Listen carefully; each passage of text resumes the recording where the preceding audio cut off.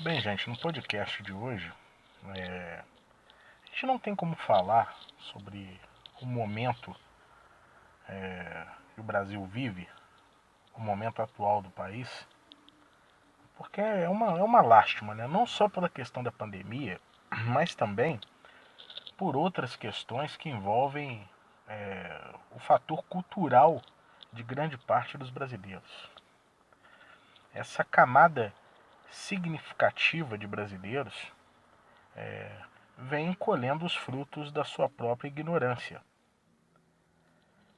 A alta de preços agora é um absurdo. O vice-presidente até disse: mas a procura está maior. Ora, por favor, né? Vamos, vamos dizer que isso é positivo? É claro que não é. Querem dar um tom positivo para a coisa. O auxílio emergencial. O auxílio emergencial, eu já tinha falado em outros materiais anteriormente, já tinha dissertado sobre isso no Twitter. O auxílio emergencial é importante, é um dever do governo, é um dever com o seu povo que passa por uma pandemia. O auxílio emergencial faz a diferença, faz muito a diferença. Só que isso tem um preço que, infelizmente, quem paga é o povo.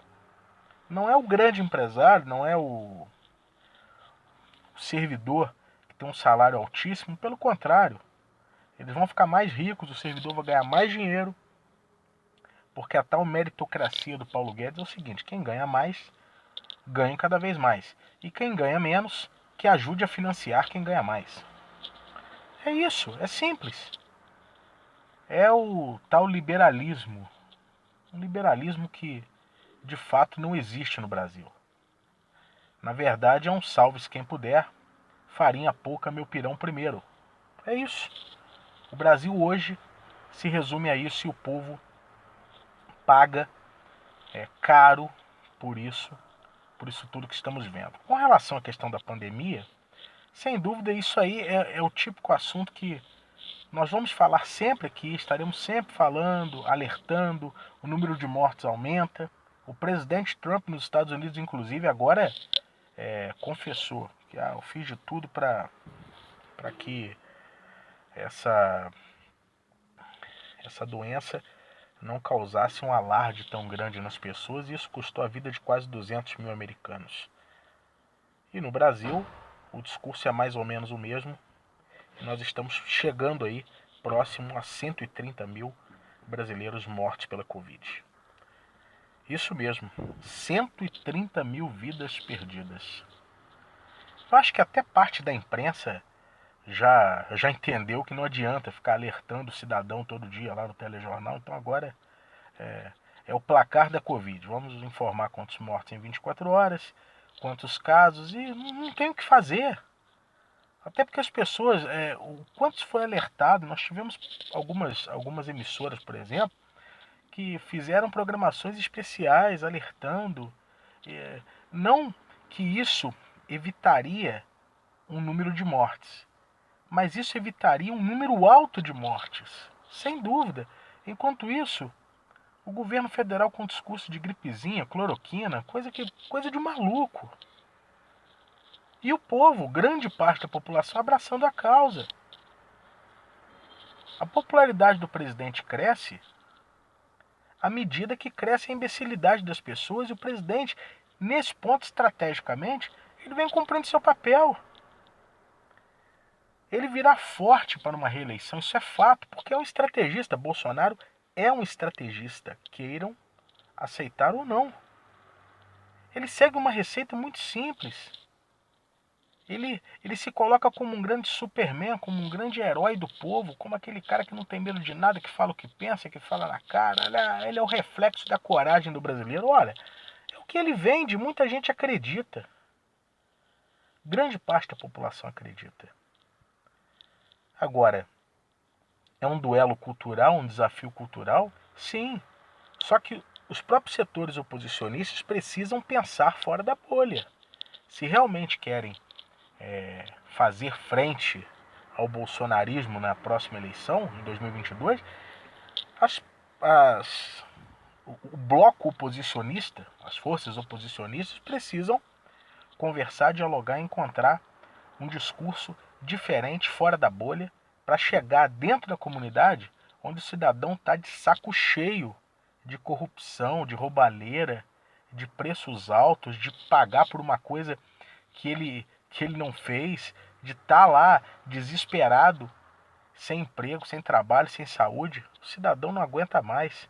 Então não adianta chegar à esquerda, ao centro e a própria direita, porque eu não considero o bolsonarismo uma direita, eu considero extrema direita. Então não adianta esses blocos de oposição chegarem até o cidadão com um discurso: vamos repensar a política do país. Não, você tem que dizer o seguinte: meu amigo, eu estou aqui para resolver o problema, você não aguenta mais, e nós estamos aqui para dar um basta nisso e falar exatamente aquilo que o cidadão quer ouvir. Porque o cara está cansado de promessa, está cansado de conversa fiada. E o presidente da República utilizou esse discurso na sua campanha e foi bem sucedido. Se elegeu. E ele vem tomando algumas atitudes que há um crédito com a população. O auxílio emergencial tem um peso fundamental nisso. Mas o auxílio emergencial é um dever do governo. Não se pode condenar o auxílio pelo fato da popularidade do presidente estar em alta. É claro que não. Claro que não. Não se pode culpar o auxílio. O auxílio é importante e faz a diferença para muita gente. Agora, você não pode colocar isso como o único fator que eleva a popularidade do presidente. Claro que não. É uma série de coisas, é uma questão cultural. O presidente entendeu, compreendeu, encontrou a melhor forma de conversar com o povo. E o povo entende exatamente aquilo que ele disse. E o discurso dele, a criação de narrativas, tudo aquilo que ele vem colocando como verdade absoluta acaba se tornando verdade de fato na cabeça das pessoas. E isso é culpa de uma oposição frágil, de uma oposição que não sabe dialogar com as massas, que parece que esqueceu. E o presidente vai nadando de braçada, mesmo com esse verdadeiro mar de sangue, 130 mil vidas perdidas. Os governadores não conseguiram investir na narrativa de que o presidente, que o governo federal atrapalhou muito a ação dos governadores. Não, essa narrativa não foi vendida para as pessoas não compraram essa narrativa.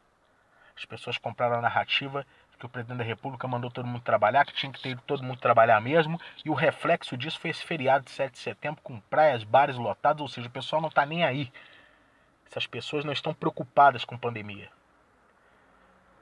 Elas estão preocupadas com o próprio bolso, com o próprio interesse e, claro, a gente espera que isso não gere uma colheita terrível a nível de aumento de casos, aumento de mortes, mas pode acontecer no Brasil. E com isso a pandemia, ela não é abreviada, pelo contrário. A pandemia passa a ser aquele círculo que não tem fim, porque várias regiões vão apresentando baixa, outras vão apresentando alta de casos, e aí vai virando aquela bola de neve onde cada hora uma parte do país começa a apresentar retomada de casos e mortes pela pandemia. Isso é inaceitável, é absurdo, mas é um desafio, sim, um desafio de todos nós, no sentido de dialogar com as pessoas, e a pessoa está cansada de mimimi. Ela quer realmente soluções alternativas, ela quer algo prático que realmente mude a vida dela para melhor. Eu sou Marcos Lodge, muito obrigado por acompanhar os nossos conteúdos. Eu estou gravando aqui da rua mesmo esse podcast. A gente não deixa de gravar, não deixa de dialogar com você, porque na verdade esse é um diálogo pelo Brasil, pelo país.